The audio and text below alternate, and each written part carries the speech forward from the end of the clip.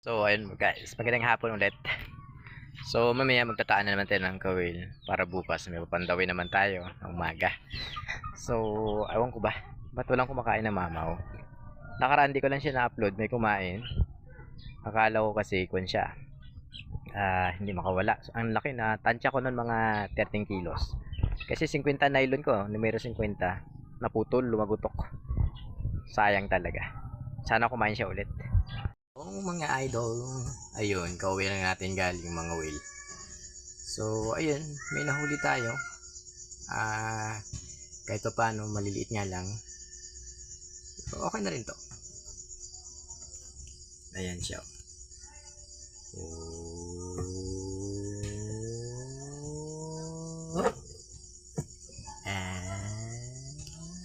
Ayan. Yan siya mga idol. Hindi naman siya kalaki yan. Dalawa. Pero okay na to. Yan. Lulutuin pa natin ngayong gabi. Masarap daw to eh. Ay fresh na fresh. Then, maliban dyan, ano kaya masarap na luto dito? May nyug pa naman ako dyan. So, naumay na ako sa gata. Ano kaya maganda? Buhay pa. Ayaw niya ng ilaw. Galit siya. Uy! Hala ka. Parang ahas.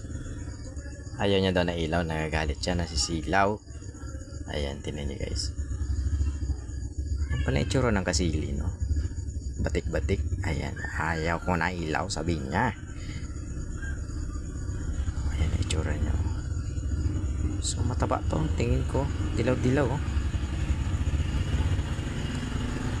Mamaya ka lang lulutuin na. Ayaw niya daw kasi ng ilaw. Naganganga.